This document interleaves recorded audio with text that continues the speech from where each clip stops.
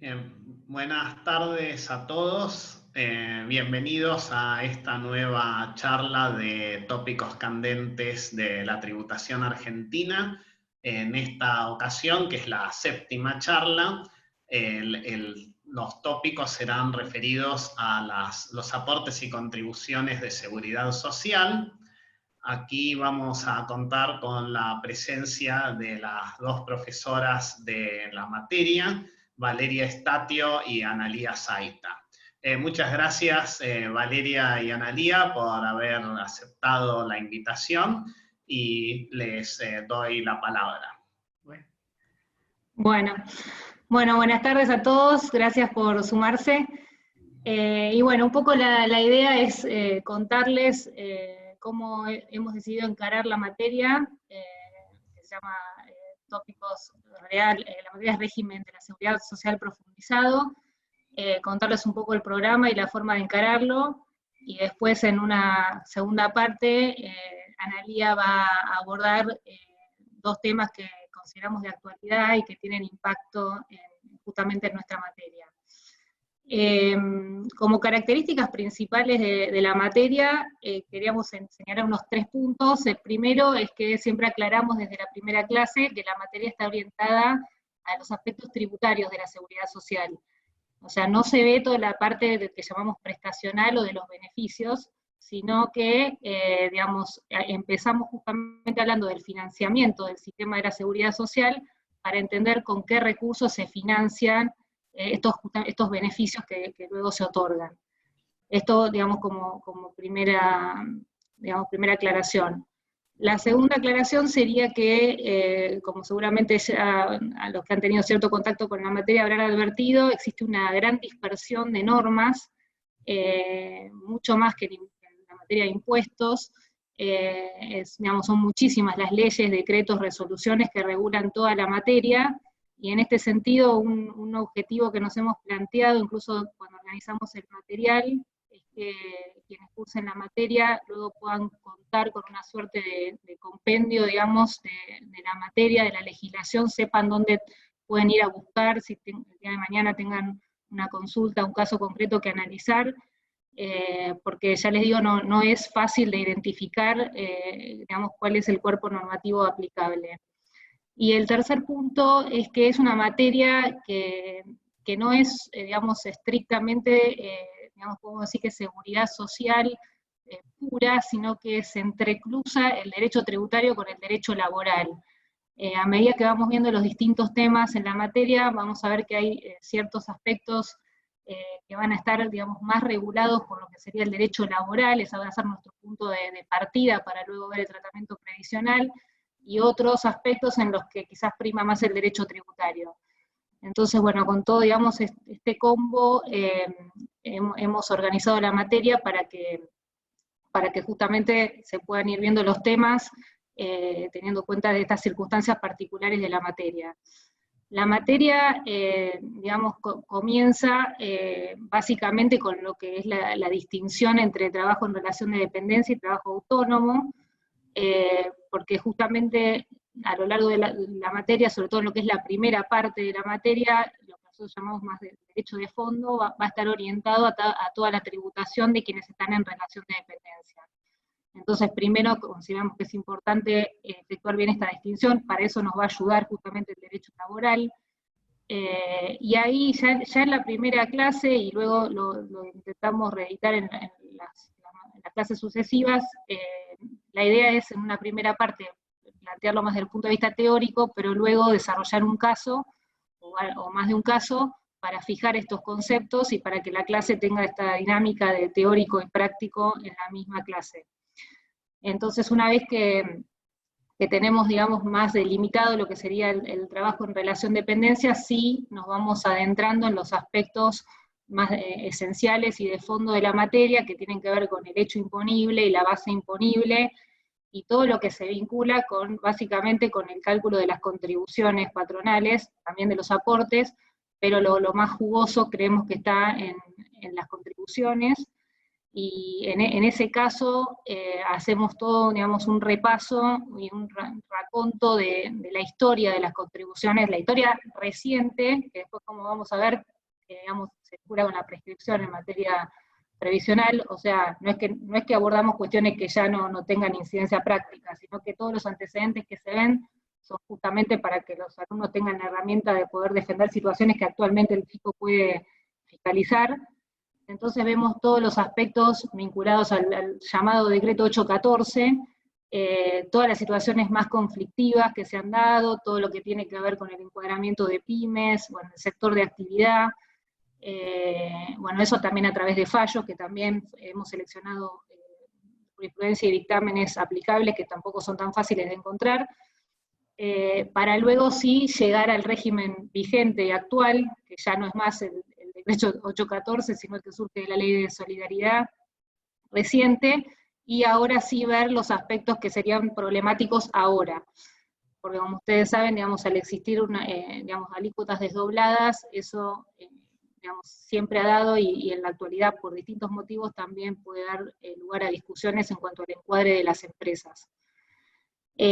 Pasado, digamos, esta primera parte, digamos, las otras cuestiones de fondo que se ven tienen que ver también, bueno, con la base imponible, se ve el tema de beneficios, después justamente Ana uno de los temas se vincula con esto que vamos a hablar hoy, y luego, digamos, también abordamos dentro de lo que es la cuestión de fondo los aspectos internacionales de la seguridad social, tanto desde la perspectiva de lo que sería el derecho doméstico, de las normas locales aplicables, como de los convenios internacionales de seguridad social. Y bueno, esto generalmente despierta interés porque tiene que ver con todo el tratamiento de expatriados, lo cual en general es materia de consulta frecuente. Y bueno, y con todos estos aspectos, obviamente estoy mencionando, digamos, a grosso modo los temas principales, veríamos todo lo que sería las cuestiones de fondo de la seguridad social, para en una segunda parte de la materia ver todo lo atinente al procedimiento. El procedimiento es muy particular, digamos, la característica principal es que muy pocas normas de la ley 11683 se aplican, con lo cual desarrollamos todo lo que tiene que ver con el procedimiento propio de la seguridad social, en lo que llamamos el procedimiento general o madre, que va desde los recursos administrativos, bueno, la Cámara Federal de la Seguridad Social hasta la Corte, y luego, una vez que vemos que el procedimiento está entendido, vamos entrando en los procedimientos especiales que se apartan de este procedimiento especial para ciertas situaciones puntuales, como por ejemplo, un caso, o sea, podría ser la repetición de los recursos de la seguridad social, que como no se aplica justamente la 11683, tiene un procedimiento especial. Por ejemplo, otro procedimiento especial que vemos son los ajustes que inicia el fisco a raíz de sentencias laborales firmes, que se comunican al fisco y a partir de ahí se inician las fiscalizaciones, y eso tiene un procedimiento especial. Sabemos todos los procedimientos que se van como desmembrando de este procedimiento madre. Dentro de este gran capítulo, digamos, de procedimiento, dos temas que también vemos con profundidad, es lo que tiene que ver con la solidaridad, y acá nuevamente vemos cómo se inmiscuye el derecho laboral en nuestra materia, y también dedicamos un tiempo relativamente importante a lo que tiene que ver con la prescripción, que es un gran tema en seguridad social. Como sabrán, en este aspecto tampoco aplica la ley 11683, aplica, bueno, para el plazo una ley especial, y para todo lo que tiene que ver para el cómputo, suspensión, interrupción, el Código Civil y Comercial. Con lo cual, bueno, se ve todo este régimen haciendo especial hincapié en un aspecto que es el que ha dado lugar a las mayores controversias, que tienen que ver con lo que es la prejudicialidad de las sentencias laborales en materia de seguridad social. O sea, ¿qué impacto tiene en el cómputo de la prescripción el dictado de una sentencia laboral que básicamente en la mayoría de los casos reconoce una relación de dependencia que no estaba registrada como tal? Y bueno, si esto tiene efecto interruptivo, sí o no, y porque en este caso particular tratamos también de desarrollarlo en forma práctica, con los fallos, viendo las distintas posturas, que son muchas, de las distintas salas de la Cámara, las idas y vueltas, porque en este caso, bueno, otra característica de seguridad social es que la la jurisprudencia de la Cámara ha sido bastante poco uniforme, por decirlo de alguna manera, o con idas y vueltas. Entonces, bueno, creemos que es un gran tema, digamos, ya el hecho de que haya unos 10 años de prescripción es suficientemente importante y relevante como para dedicarle un tiempo importante a este tema. Y luego, ya en lo que sería en la parte final, también dentro del procedimiento, vemos todo lo que es el régimen sancionatorio, que también tiene su régimen muy particular de la seguridad social. Si bien se aplican ciertas infracciones de la ley 11.683, las infracciones típicas de seguridad social están contenidas en otras normas, con su procedimiento también recursivo, en cada caso justamente dependiendo de dónde surge la sanción, con el procedimiento aplicable. También ahí tenemos una pata también en el derecho laboral, que también el Ministerio de Trabajo tiene intervención. Y finalmente, digamos, terminamos con nociones más bien básicas, pero que creemos que tenemos que incluir en la materia, sobre el derecho penal y los delitos propios de la seguridad social, sobre los cuales también Ana se va a referir ahora a continuación. Así que este es un poco el pantallazo general de la materia. Muchas gracias, Valeria. Muy claro y completo.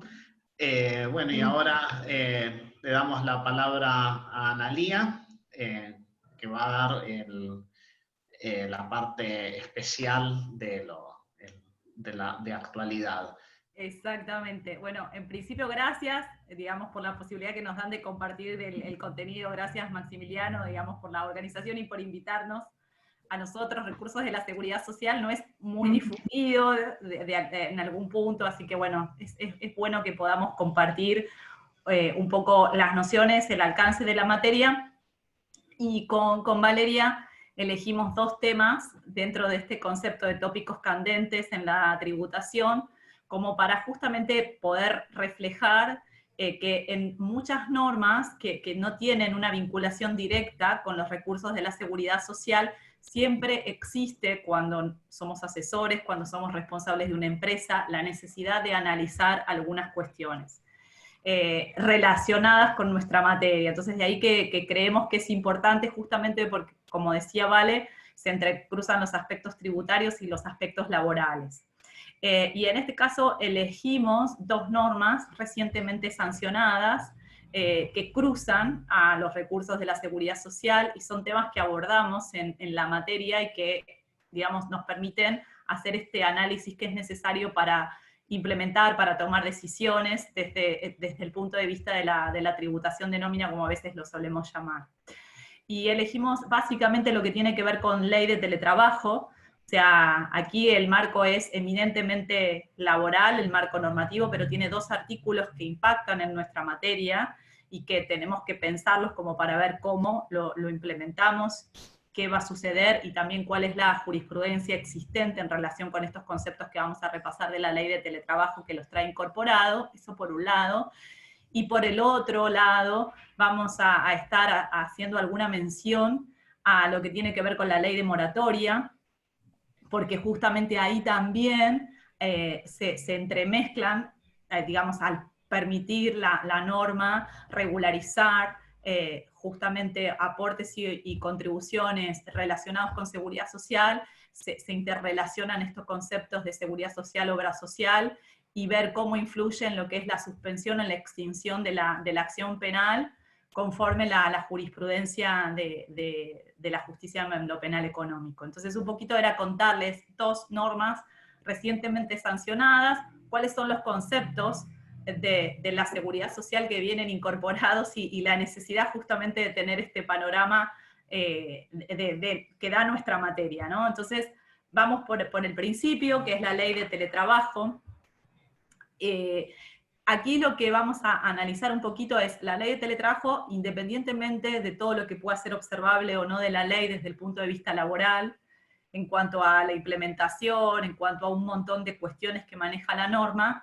Hay dos artículos que hacen mención a las obligaciones que tiene el empleador y el correlato derecho del trabajador, de recibir la compensación o por los gastos en que incurren por mayor conectividad o servicios, y por el otro lado, en caso de que el trabajador utilice sus propios elementos de trabajo para el trabajo, para, digamos, realizar el teletrabajo, la necesidad de que el empleador de alguna manera compense esta utilización de elementos propios del trabajador.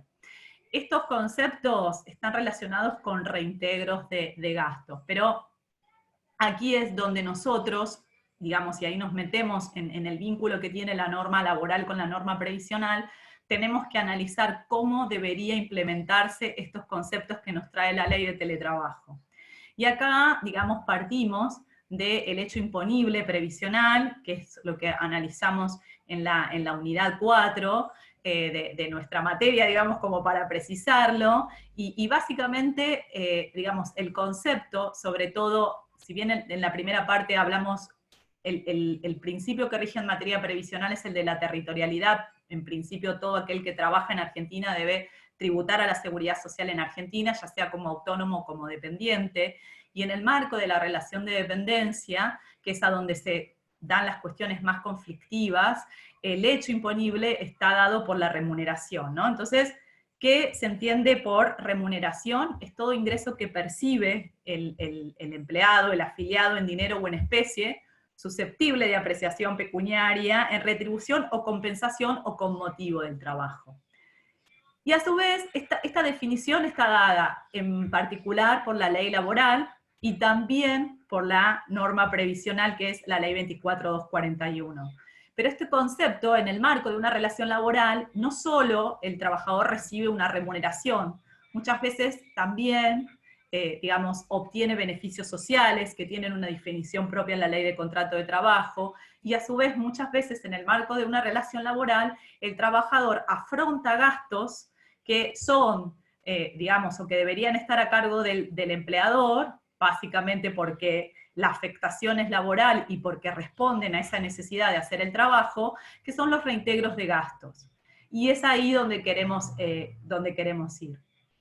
El reintegro de gastos, justamente lo que decíamos, el trabajador puede hacerse cargo de gastos, pero que en definitiva se tiene que hacer cargo el empleador. Por ejemplo, los casos que se daban hasta ahora, si un empleado tiene que trabajar en una provincia distinta a la que está trabajando porque tiene que ir a visitar un cliente, todos los gastos relacionados de hotel, de traslado y demás, esos gastos deben ser afrontados por el empleador. Y hay distintas maneras en que el empleador se hace cargo de los gastos. Esto puede ser, le traen el comprobante respaldatorio y se los restituye.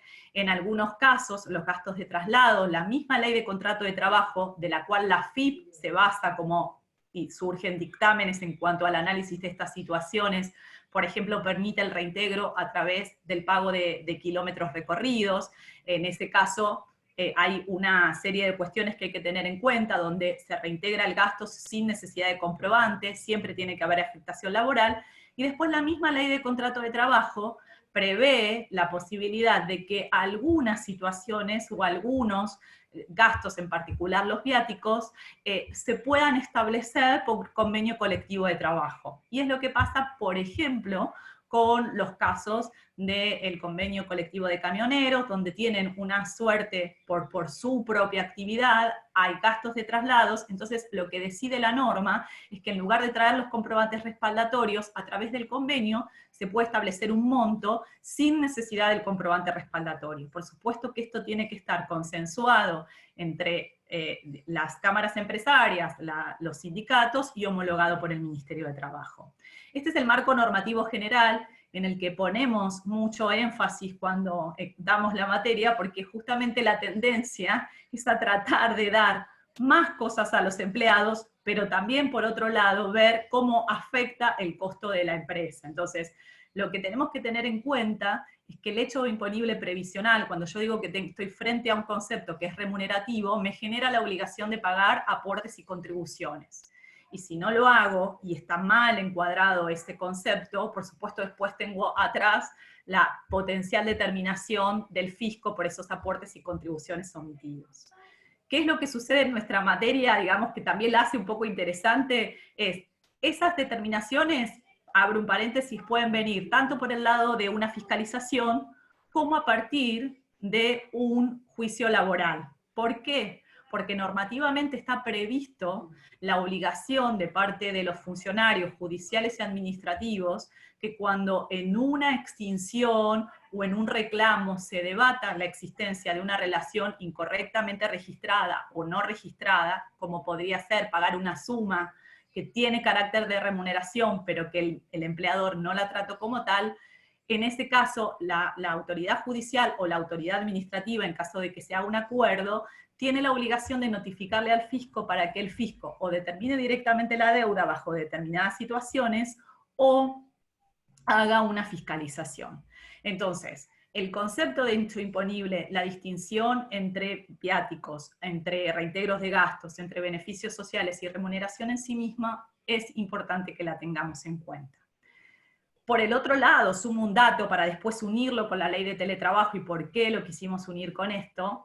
Por otro lado, hubo una tendencia en los últimos 15 años a establecer sumas de carácter no remunerativos, es decir, que no generaban aportes y contribuciones a través de acuerdos celebrados entre los empresarios y los sindicatos, donde en realidad se pactaba una suma que porque sí tenía carácter remunerativo y no tenía esta naturaleza ni de beneficio social ni de reintegro. ¿Con qué objetivo? Por un lado, de alguna manera, mejorar la capacidad, digamos, de los trabajadores, la remuneración de los trabajadores, sin incrementar el costo de los empleadores.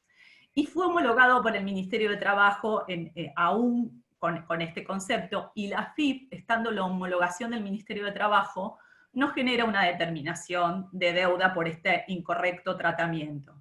Pero la justicia laboral, frente a reclamos de los trabajadores, digamos, considerando que esto en realidad, más que un concepto no remunerativo, era una mayor remuneración. ¿Por qué el interés de los trabajadores? Porque si yo digo que un concepto es remunerativo desde el punto de vista laboral, me va a generar sueldo anual complementario, me va a generar vacaciones, y en el marco de un conflicto o de una desvinculación, me va a generar que mi base indemnizatoria sea más grande. Entonces, hecho imponible previsional, remuneración desde el punto de vista previsional, aportes y contribuciones, y desde el punto de vista laboral, genera SAC, genera vacaciones, y genera también base indemnizatoria mayor. ¿Qué pasaba? Los empleados empezaron a reclamar que estos conceptos, más que no remunerativos, tenían el carácter de remuneración, porque ya digo, no eran ni un beneficio ni un reintegro, y la justicia laboral empezó a darle el carácter de remuneración, decir, ¿saben qué, señores? Esto es remuneración, con lo cual mandaba a recalcular la indemnización. Esta tendencia de salario, del concepto de salario amplio, lo que dice es, no se puede desnaturalizar la naturaleza jurídica de un concepto, por más que se le ponga el nombre de no remunerativo.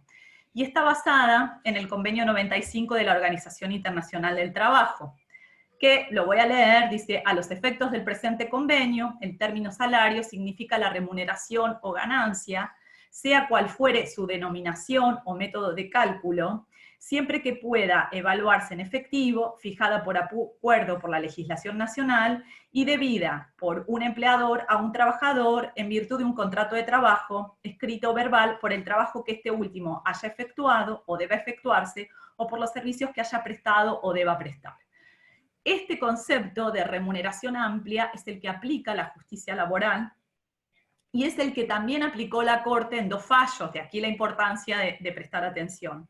Pérez Condisco y González contra Polimat. O sea, la jurisprudencia de la Corte toma este concepto amplio de remuneración. Cuando yo tengo un fallo que me dice que algún concepto es remunerativo, la FIP atrás me puede reclamar los aportes y las contribuciones. Y en este concepto amplio hay un fallo reciente que lo ponemos sobre la mesa porque es un fallo donde se considera que un concepto que en realidad es un reintegro, esta es una apreciación personal y compartida creo que por Vale, digamos, cuando hablamos del fallo, este fallo es Croti contra Telefónica de Argentina, es de julio del 2020, En este fallo se discute si dos conceptos que se abonan a una empleada, una era una compensación a un empleado, una compensación por viático y una compensación por tarifa telefónica, estos conceptos estaban establecidos en el convenio colectivo de trabajo y se establecía un monto fijo en compensación por estos conceptos. El empleado reclama que esto es mayor remuneración y la sala 6 de la Cámara del Trabajo les da la razón al empleado.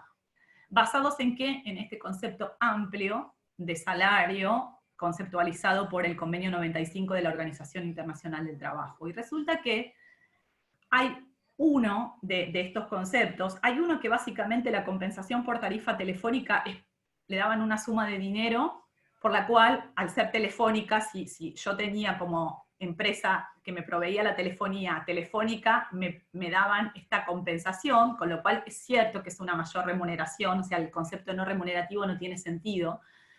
No utilizo el teléfono fijo de mi casa para trabajar, salvo que lo utilice, pero en general no. Y tampoco, o sea, con lo cual no es ni un reintegro, no tengo afectación laboral, con lo cual el concepto está bien, pero el otro concepto, que es la compensación por viáticos, el convenio lo que preveía era un pago fijo a todos los empleados que justamente salían a establecer, a hacer las instalaciones de las líneas telefónicas. Entonces, lo que la ley prevé en este caso de contrato de trabajo, en su artículo 106, que es el que permite establecer a través del convenio un monto fijo en concepto de viáticos, es justamente aminorar, disminuir todo el tema administrativo de los reintegros. Por supuesto que ese monto tiene que ser razonable, tiene que estar justificado y demás. Entonces, el voto en disidencia de la Sala 6 pone de relieve esta distinción entre lo que es un concepto no remunerativo, como está la compensación por tarifa telefónica, y lo que es un reintegro, como esta compensación por viáticos. Y lo que dice es, la Corte lo que dijo es, el concepto de salario no puede estar desvirtuado, pero si yo lo que tengo es un reintegro de gastos, como en este caso lo era, y como estaba justificada por las tareas de las personas, no se viola el orden público laboral, no estoy violando las disposiciones del convenio 95 de la Organización Internacional del Trabajo, con lo cual no tiene ningún sentido que a este concepto le dé el carácter no remunerativo, que le dé el carácter, perdón, de remuneración. ¿Qué queremos decir con esto y por qué lo trajimos? La ley de teletrabajo no es clara en este punto, o sea, y no me dice que, o sea, tengo dos artículos, uno que me establece la obligación de compensar los elementos de trabajo que pone a disposición el empleado en caso de que el empleador no se los dé, más allá de lo discutible que pueda ser qué elementos le tengo que dar, digamos, si el trabajador pone elementos a disposición del empleador, les tengo que compensar, y no está claro que esa compensación tenga el carácter no remunerativo, aunque debería ser un reintegro. Entonces tenemos que, digamos, en función de lo que surja de la reglamentación de la ley, o en función de si después acuerdos con el sindicato establecen un monto fijo o no, tenemos que pensar cómo lo vamos a implementar, por un lado, y lo mismo sucede con los mayores gastos por conectividad o por los servicios en que incurra el trabajador al prestar tareas desde su domicilio, por ejemplo. No está claro, en el caso de los gastos, se dice específicamente que no se tiene que considerar a los efectos del impuesto a las ganancias, con lo cual está claro que estamos hablando de un reintegro, si no, no lo diría tan expresamente, pero nada dice acerca del carácter previsional y laboral de estos conceptos. La pregunta es, ¿la reglamentación lo va a decir? ¿No lo va a decir? ¿Me va a habilitar a que yo pueda pactar un monto fijo y le pueda pagar un monto fijo a los empleados? ¿O lo tengo que pensar como un reintegro, entonces tengo que generar mi política de forma tal de establecer un monto que sea razonable, que contemple solo la afectación laboral y no la personal? ¿Cómo voy a determinar ese monto? ¿Y qué comprobantes respaldatorios voy a pedir? ¿Para qué? Para enfrentar dos potenciales reclamos. Que la FIT me diga que a través de estos reintegros lo que estoy haciendo es encubrir, vamos a ponerlo entre comillas, una mayor remuneración, o que el trabajador el día de mañana cuando se vaya o cuando haya un conflicto me diga, ¿sabes qué? Me tenés que sumar en la base indemnizatoria estos conceptos.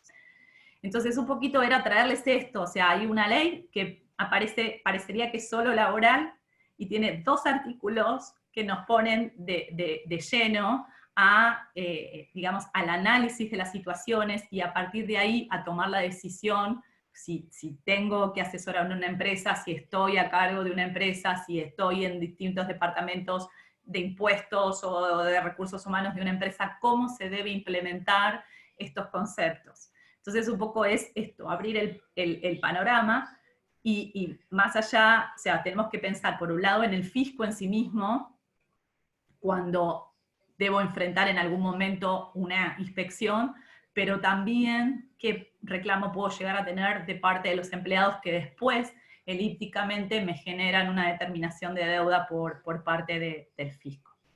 Así que bueno, este era uno de los primeros conceptos que queríamos compartir con ustedes respecto de esto, de cómo imaginamos el análisis de cada situación en la vida práctica a través de lo que tiene que ver con los recursos de la seguridad social. Este es uno de los puntos. Comparto el otro, y si quieren después abrimos las consultas que puedan llegar a tener. Entonces, ley de teletrabajo, tener en cuenta estos conceptos. Y en el tema de moratoria, también se abre otro tema conflictivo, y ahí básicamente lo que tenemos que tener en cuenta, esta moratoria, como todas las moratorias, en líneas generales, o las últimas por lo menos, permiten la regularización de las obligaciones, de los aportes y de las contribuciones adeudados por los contribuyentes y los responsables de los recursos de la seguridad social, cuya aplicación, percepción y fiscalización están a cargo de la AFIP. En este caso particular se permite la regularización de las obligaciones hasta el 31 de julio del 2020, pero, digamos, acá es qué incluye el concepto de recursos de la seguridad social. Y ahora vamos a ver, porque muchas normas hablan de seguridad social, y uno de los puntos que vemos es qué conceptos o qué subsistemas incluye el sistema de la seguridad social. Entonces, permite la inclusión de las obligaciones de los recursos de la seguridad social, y excluye explícitamente la regularización a través de la moratoria de los aportes y contribuciones de las obras sociales. ¿Y qué queremos decir? Cuando nosotros hablamos de seguridad social, o sea, como Vale comentaba, nuestra visión es la visión tributaria, o sea, cómo se recauda, y el otro lado de la moneda de la recaudación es la obtención de las prestaciones por parte de los ciudadanos, digamos, o de los contribuyentes. Y las prestaciones son diversas, y por lo tanto los subsistemas, es decir, aquello por lo cual obtengo la recaudación también. Entonces, lo que nosotros tenemos siempre presente es lo que tiene que ver con jubilación. Este es uno de los subsistemas, el de jubilación. Pero también, y ahí obtengo las prestaciones, son las de vejez, la de invalidez, la de muerte, pero también, digamos, forman parte del sistema de seguridad social el pago de asignaciones familiares, y ahí también tengo algo para recaudar. El Fondo Nacional de Empleo, o sea, aquellos beneficios que reciben los desempleados durante un tiempo, se recaudan a través del Fondo Nacional de Empleo, y esto también forma uno de los subsistemas de la seguridad social. El PAMI, los trabajadores activos contribuyen al PAMI justamente para que es la obra social de los pasivos, pero la contribución viene por parte de los trabajadores activos.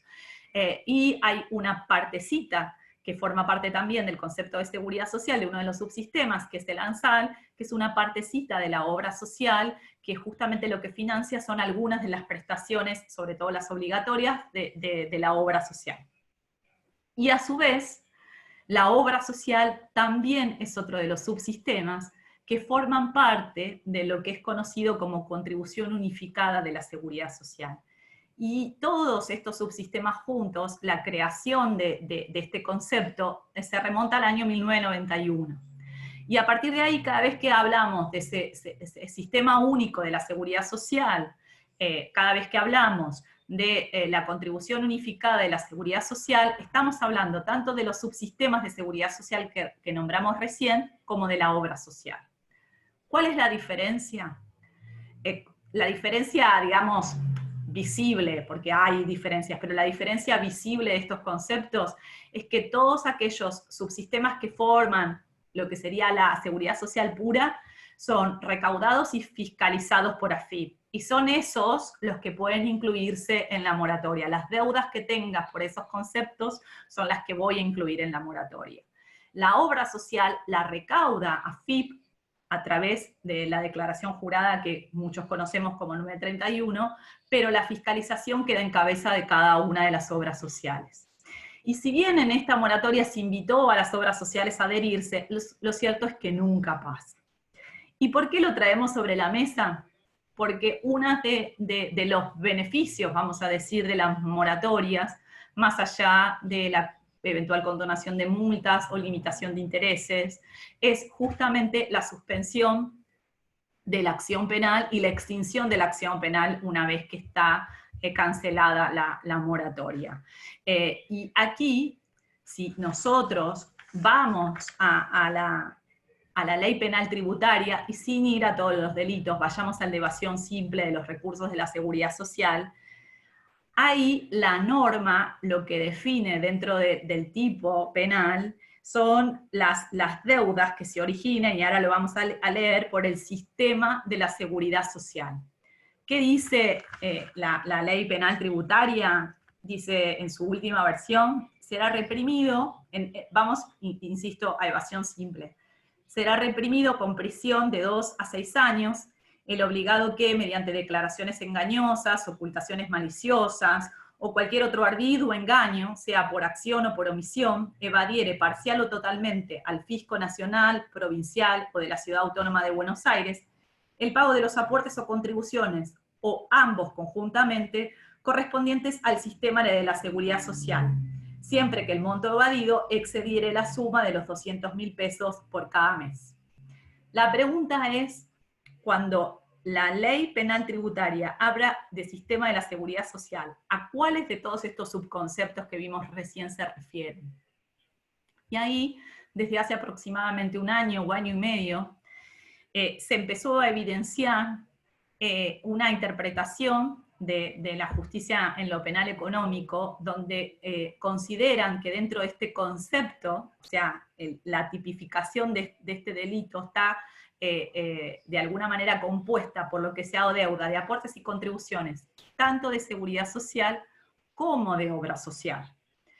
Entonces, la consulta que nos ha surgido, y hay muchos fallos que justamente atacan este tema por esto que les voy a contar ahora, es el solo hecho de regularizar a través de la moratoria seguridad social y dejar pendiente, porque la moratoria no me permite, lo que yo debo en concepto de aportes y contribuciones a la obra social, hace, o podría ser, porque es un tema que está en discusión, que en realidad este beneficio de la moratoria de suspensión o extinción de la acción penal no se termine configurando, porque hay uno de los subconceptos que yo no regularicé, o no pude regularizar a través de la moratoria.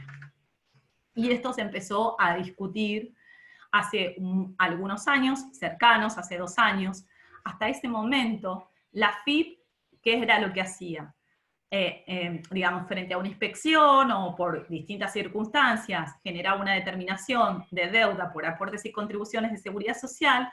Si cumplía la condición objetiva de punibilidad, iniciaba la acción penal, pero solamente sobre los subconceptos de seguridad social, sin considerar bajo ningún punto de vista lo que tenía que ver con obra social.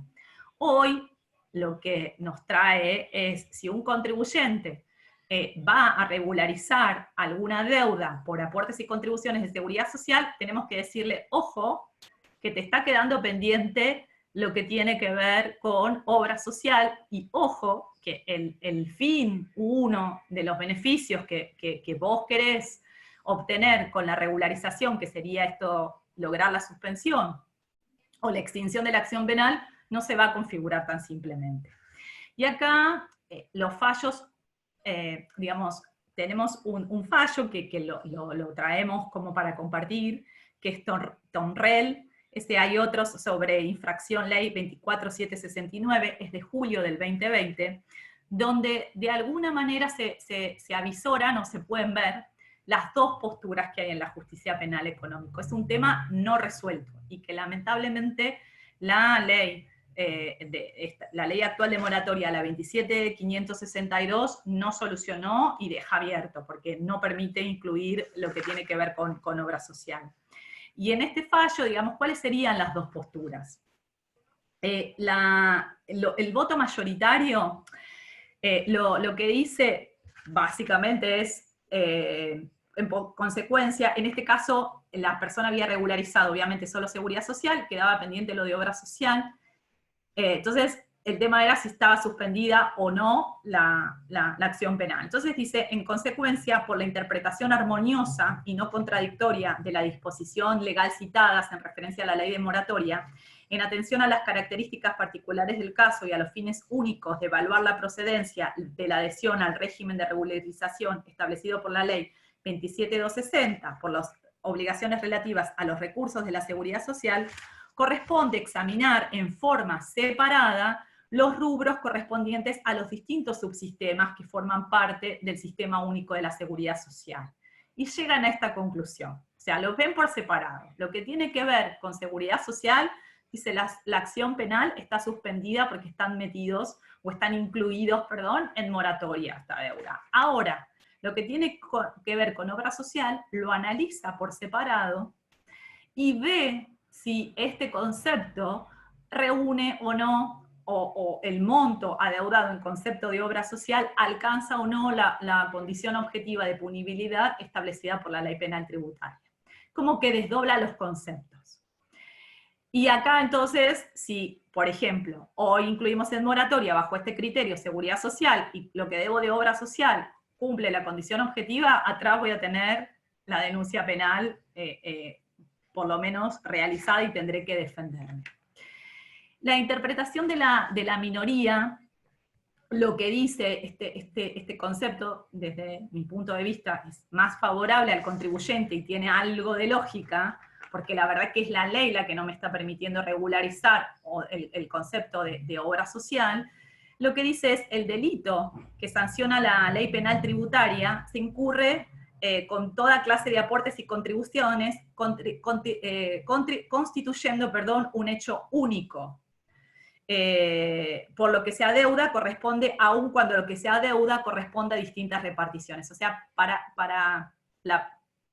en este caso, en el voto de la minoría, lo que se dice es, básicamente es un hecho único. Entonces, da un ejemplo, dice, esa situación torna inverosímil e incoherente que se condone parcialmente un único delito. Sería como si se condonara la apropiación de bienes objeto de hurto solo en cuanto a los bienes de una y no de otras de las habitaciones de la misma vivienda, con motivo de que fueron distintos sus ocupantes. O sea, lo que dice es, hay que interpretarlo, o sea, es un único hecho, tanto sea por necesidad social como de obra social. Y concluye que queda suspendida, suspendida o extinguida la acción penal, pero no altera, o sea, cuando regularizo, este es el concepto de este fallo, cuando regularizo ingreso en moratoria, queda suspendida o extinguida la acción penal, pero no altera la obligación de depositar los aportes retenidos con destino a la obra social. Es como que subsiste la deuda de obra social, lo cual es cierto.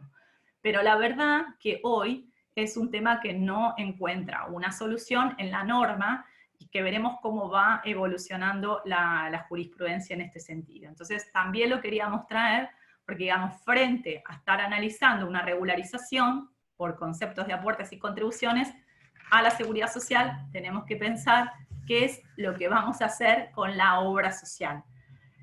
La norma actual prevé que quedan extinguidos la acción penal en caso de que hubiera regularizado los aportes y contribuciones de obra social, pero con anterioridad a la vigencia de la norma, que en los hechos es muy poco probable.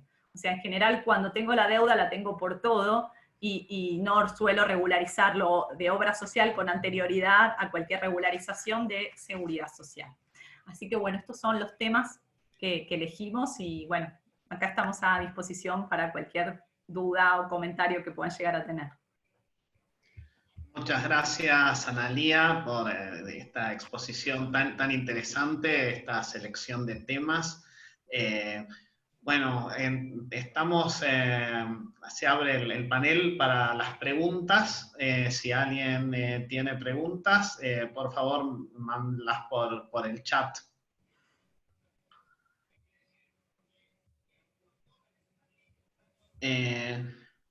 Bueno, creo que voy a empezar yo con una pregunta, dado que me dan la oportunidad.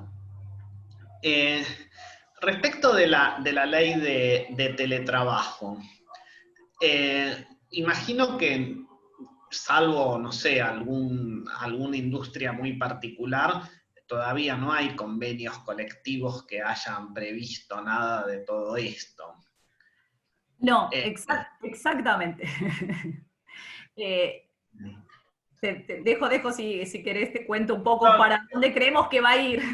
Ok, dale, sí, la pregunta era esa. Sí. No, ahí básicamente hay todo un tema de fondo con la ley de teletrabajo. Por un lado porque justamente, por lo menos el grupo de actividades que hoy están haciendo, a ver, hoy estamos haciendo todos teletrabajos por la pandemia, pero antes de la pandemia justamente se entiende que aquellas actividades o aquellas tareas que pueden realizarse en teletrabajo son justamente las que están más relacionadas con trabajadores que están fuera de convenio que dentro del convenio colectivo de trabajo. Entonces es todo un tema. Lo ideal hubiera sido que la norma, desde el punto de vista laboral, previera que lo mismo que pueden fijar los convenios colectivos, que es establecer las pautas de estos reintegros, hay otras pautas también que se fijan por convenio, las pautas de estos reintegros, hubieran dejado también la posibilidad de fijarlos de manera individual entre el empleador y los trabajadores en los acuerdos individuales. O sea, la ley de teletrabajo prevé que cuando vos pasás de la modalidad presencial a la modalidad de teletrabajo se firme un acuerdo. En ese acuerdo debería, o sería ideal, que hubiera estado prevista la posibilidad expresa de fijar, por ejemplo, el monto de estos reintegros, y con el carácter no remunerativo, que es lo que nosotros decimos, si no hay un dispendio administrativo atrás. Y hoy no hay ningún convenio que lo prevé. Estamos todos como esperando la reglamentación para ver si precisan alguno de los puntos de los que hablamos. Por ejemplo, en el caso de los reintegros, lo que sabemos es que el concepto del ministerio, que es quien tiene a cargo la reglamentación, tiene el concepto de que es un reintegro y que tendría que tener carácter no remunerativo. Pero a partir de esas definiciones es como uno tiene que construir su política para defenderla después. Es un poco lo que decimos. Pero hoy no hay ningún convenio que establezca nada de esto. Y aun cuando lo hubiera, y mira mi segunda pregunta, vos dijiste que la justicia laboral no tomó en cuenta estos convenios para definir la base imponible de los aportes y contribuciones de la seguridad social. O sea que aun cuando hubiera un convenio, su validez podría ser limitada. La pregunta que tenía es respecto de estos casos en que el trabajador cuestionó en la justicia laboral y le dio la razón, la justicia, de que determinados aportes eran remunerativos.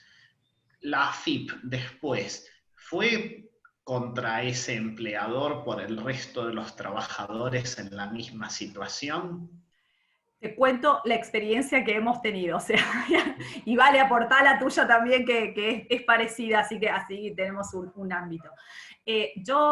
Por ejemplo, este fallo que nosotros comentamos, el de Crotty, yo soy crítica, porque la verdad que el concepto de reintegro es reintegro y no es lo mismo que todos los abusos que se cometieron durante 15 años donde se le daba el carácter remunerativo a un montón de conceptos. Entonces ahí entiendo que sí la justicia tiene que actuar. Pero ya cuando no discriminas entre las distintas naturalezas que tienen los conceptos que forman parte de una relación laboral, es lo peligroso.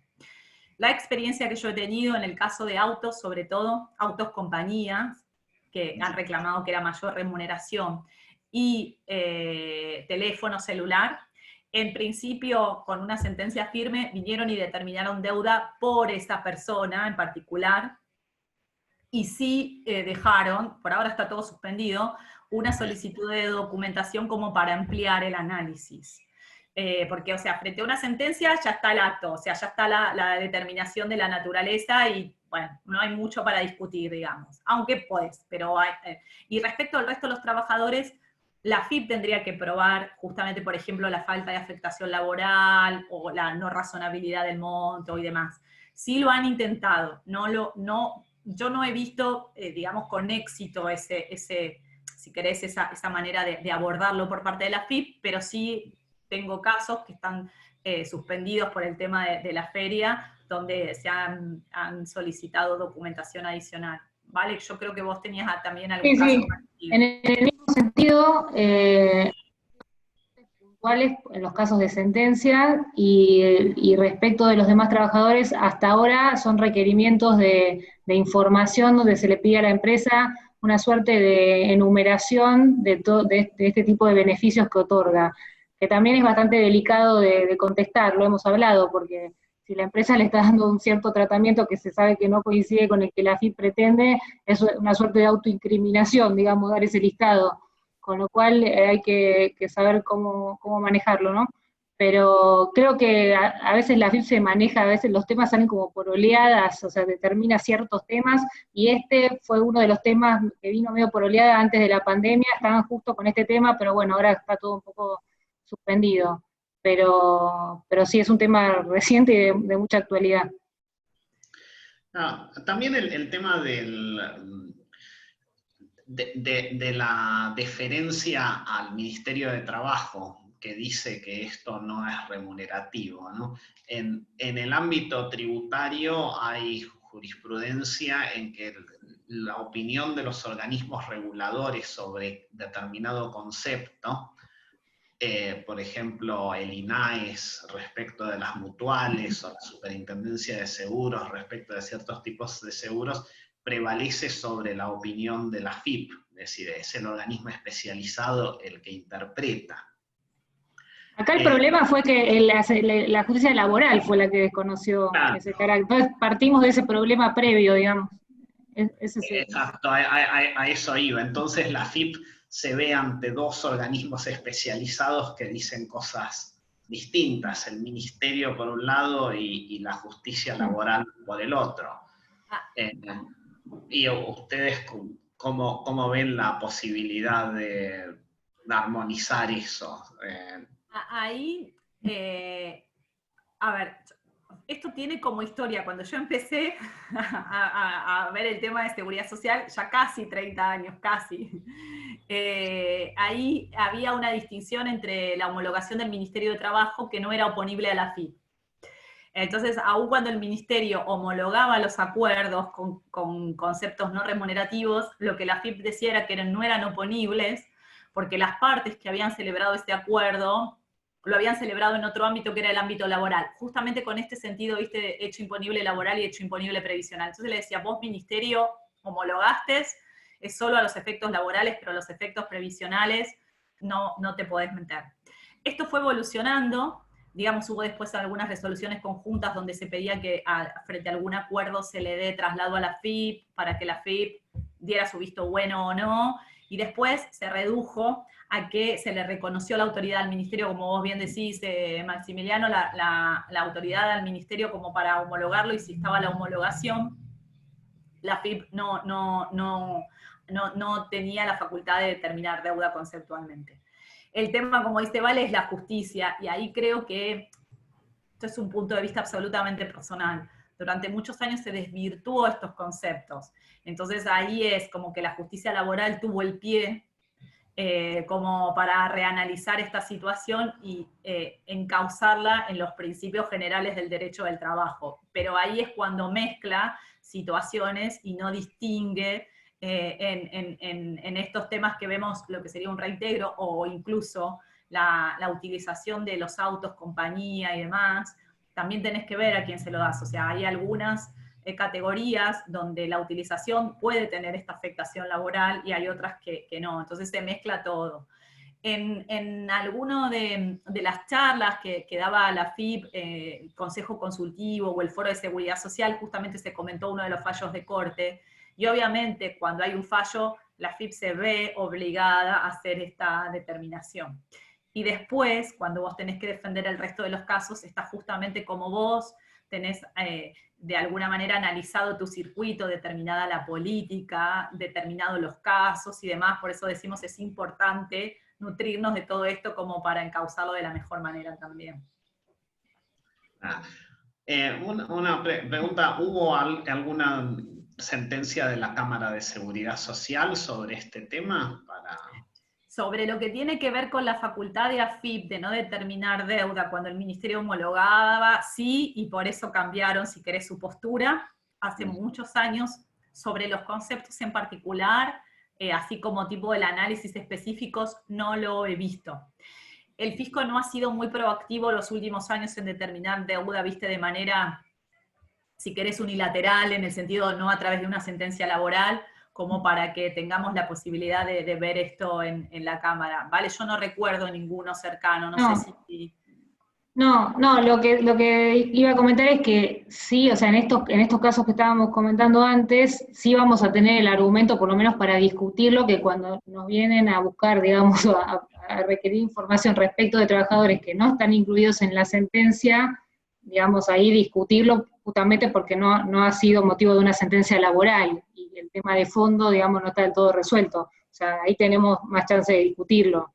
En todo caso, digamos que, bueno, que haya una sentencia laboral que en general, bueno, con la prescripción en materia de seguridad social puede pasar cualquier cosa, digamos, porque tiene tantos años, pero bueno, digamos, se supone que no estamos parados de la misma manera con una sentencia laboral que en los casos donde no la ha habido. Es para esgrimir, digamos. Hay un comentario.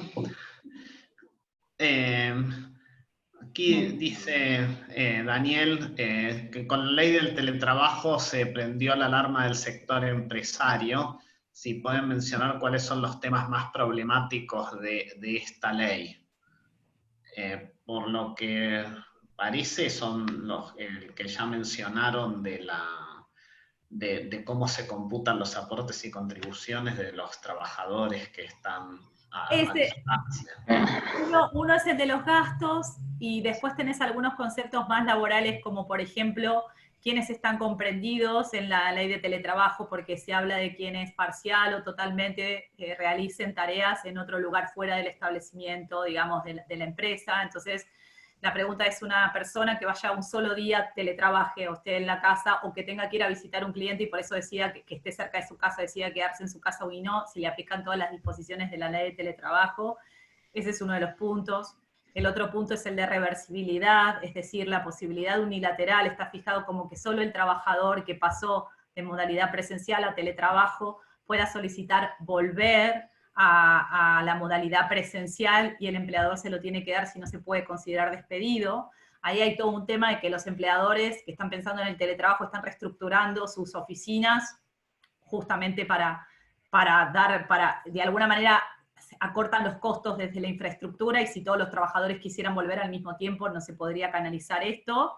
Y después uno de los puntos, hay otros, pero el de desconexión digital también, esto de que los trabajadores, o sea, cumplida la jornada, los dispositivos se tienen que desconectar o no se puede contactar al trabajador por fuera de la jornada laboral pactada. Y la verdad que las relaciones laborales de hoy en día son no horizontales, entonces trabajás en equipos de trabajo, no hay un empleador por ahí, o sea, hay una persona que, no sé, que le manda un mail general, los mails son generales, entonces se hace como muy difícil este concepto del de derecho de desconexión. Esto así como para contestar la consulta y no dejar, si bien no es tributario específicamente, pero son todos estos asuntos, digamos, los que generan dudas en cuanto a la ley de teletrabajo, más el de reintegro, que hubiéramos deseado que dijera que era no remunerativo y que se podía pactar por acuerdo individual. Ahora, si no, vamos a tener que armar todo el circuito de comprobantes y demás, al menos que otra cosa salga en la reglamentación.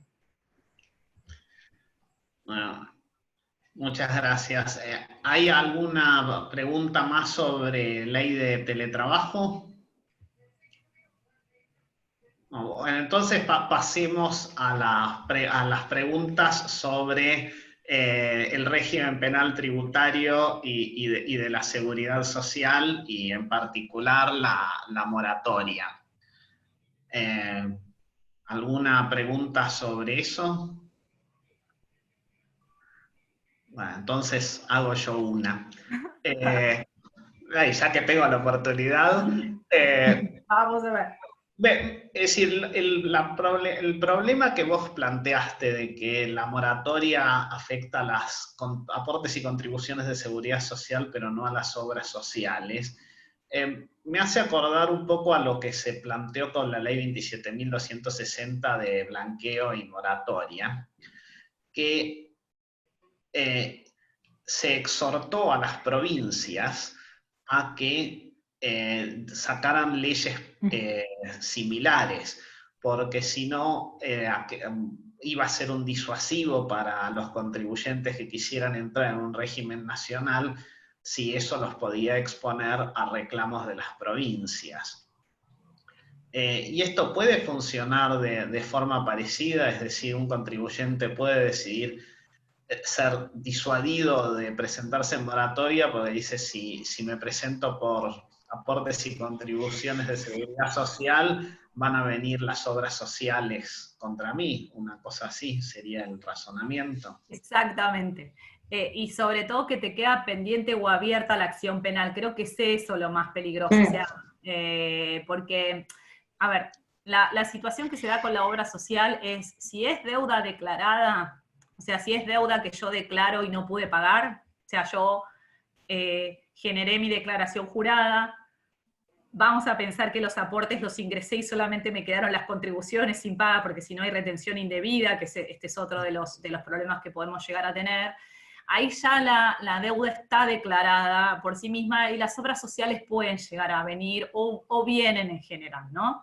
Entonces, esa es una situación que se puede llegar a dar, pero yo ya la declaré la deuda, yo ya la tengo declarada. Muchas veces lo que sucede es que a través de una moratoria se regularizan o relaciones no declaradas, que son una de las situaciones que vemos, por ejemplo, gente que empezó a trabajar antes de la fecha de ingreso declarada, entonces aprovecho la moratoria, sería como un blanqueo de gente, dependiendo de cuáles son los casos, o tengo estos conflictos, digamos, de conceptos, que tuve una sentencia laboral y me di cuenta que están mal, entonces ahí los declaro. Y la verdad que ahí son conceptos o situaciones que las obras sociales no fiscalizan esto, la verdad es esta. Entonces, si yo lo voy a exteriorizar, cuando yo lo exteriorizo, ahí ya voy a generar la deuda y la obra social podría llegar a venir, pero el problema más grande de mi punto de vista, porque muchas veces las obras sociales no fiscalizan, es que queda pendiente esto de la acción penal. Y a partir de los fallos, y ahí vale, corregime si me equivoco, a partir de los fallos de la justicia en lo penal económico, la FIP empezó a tomar este concepto de que la condición objetiva se cumple considerando tanto lo que es seguridad social y obra social, y ahora está mirando las dos cosas. Entonces creo que ese es el problema, que se abre, viste, la posibilidad de que no cierre lo de la acción penal, salvo una interpretación como la que hizo el juez en minoría del fallo que comentamos, que dice, bueno, ok, o sea, se extingue porque la ley no me permite regularizar obra social, pero debes la obra social. Pero sí, para mí es, como vos decís, Maximiliano, un disuasivo inverso, digamos, para pensar, pienso dos veces antes de regularizar qué es lo que quiero hacer, porque abre una puerta que no sé cómo la puede cerrar después. Sí, lo más grave creo que es, o sea, lo traemos porque creemos que no todos somos o éramos conscientes de este tema. Eso es lo más grave. O sea, porque veníamos de las moratorias anteriores donde se han regularizado, digamos, los aportes y contribuciones de seguridad social, pero no teníamos ni en el radar este problema. Eso es lo más grave de todo. Por eso cuando surgieron los primeros fallos, lo vimos con mucha preocupación porque no era que las empresas digamos, habían adherido y tenían esta contingencia en la cabeza. Entonces, obviamente, si uno no quiere tener problema, tendría que adherirse a la moratoria y después ver cómo arregla el tema con la obra social y que quede todo cerrado. Pero no, digamos, esta situación que está indefinida y que es gravísima, digamos, sobre todo porque uno está asumiendo algo que después puede no ser así. Por eso fue más que nada el interés en traer el tema. Tal cual. Sí. Aquí Bárbara comenta que es un beneficio bastante perjudicial. La verdad que es lo que dice Vale, no lo teníamos en cuenta hasta que lo empezamos a tener en cuenta, digamos. Y muchos de los fallos que apuntaron a esto tienen que ver con regularizaciones que se dieron en el marco de las moratorias, la verdad es esa. O sea, instancias penales iniciadas con anterioridad a la regularización de los contribuyentes en la moratoria y después, digamos, analizar si estaba o no suspendida la acción, y ahí es cuando metieron el concepto de obra social. Los primeros fallos en este sentido, digamos, salieron a favor del contribuyente porque quien había considerado el concepto de obra social había sido el juez, entonces se había excedido en cuanto a la materia, pero a partir de ahí empezaron a haber otros fallos justamente considerando esta temática. Bueno, ¿alguna pregunta más del público? Bueno, parece que no. En ese caso, damos por concluida la charla. Les agradecemos mucho, Valeria y Analía, por esta explicación, esta alerta también respecto de estos puntos que estaban fuera del radar.